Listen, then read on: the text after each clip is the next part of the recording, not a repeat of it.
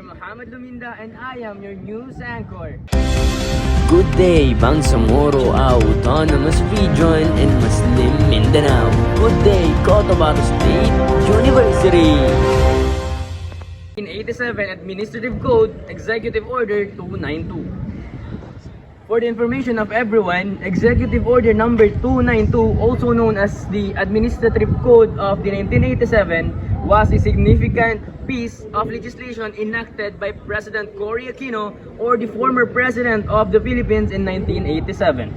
It aimed to modernize the Philippines' government administrative structure and processes, reflecting the changes brought about by the People Power Revolution.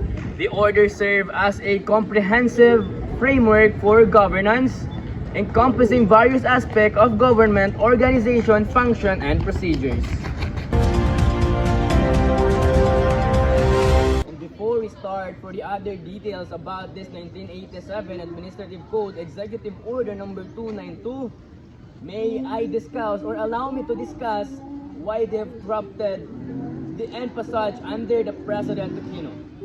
The former President Cory Aquino, in the aftermath of the People Power Revolution, likely crafted the Executive Order number 292 as a part of her administration's broader effort to establish more just and efficient government. The order aimed to consolidate and clarify administrative processes, reflecting the need for a streamlined and accountable bureaucracy.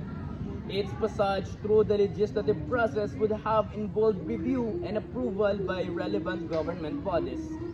It involves the three bodies in this process. This process likely reflected the urgency and establishing clear administrative guidelines in the newly formed government.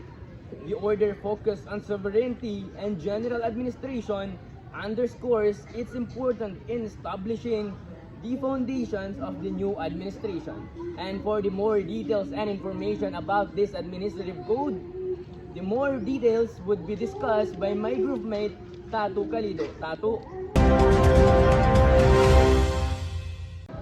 Thank you, Jam.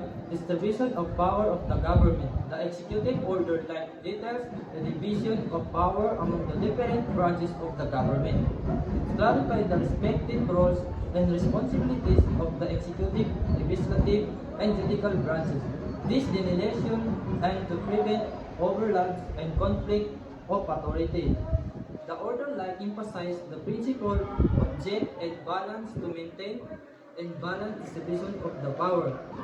This instruction aims to prevent the concentration of power in any single branches. Thank you. Thank you, Kalidu. Office of the President. Executive Order number 292 likely defined the structure and function of the Office of the President. This includes specifying the President's power and duties. The order and also likely outline these rules and responsibilities of key presidential staff and advisors. In my behalf, establish specific procedure for decision-making within the President's power. This section aims to provide, clarify, and efficiency in the operation of the executive branch. General principles governing public officers. The executive order likely establishes a code of conduct to public officials. This code would have outlined ethical standards and expectations for behavior. It may have addressed issues such as conflict of interest, transparency, and accountability. The order likely aimed to promote integrity and prevent corruption within the government. These principles were crucial for establishing public trust and confidence in the government. Thank you, City Lorena. Administrative procedure. Executive Order number 292 likely outlined the procedures for administrative actions. This would have included guidelines for rulemaking, decision-making, and dispute resolution. It established mechanism for public participation in administrative processes. The order aimed fairness and transparency in government operation. This procedure were designed to ensure that administrative action were consistent with the rule of law. Thank you, Kamag-anik. National Government Budgeting. The executive order may have addressed the procedures for national government budgeting. This might have include guidelines for resource allocation and financial management. It likely outlines the process for preparing, approving, and implementing the national budget. The order aims to ensure efficient and effective use of public funds. This section would have been crucial for maintaining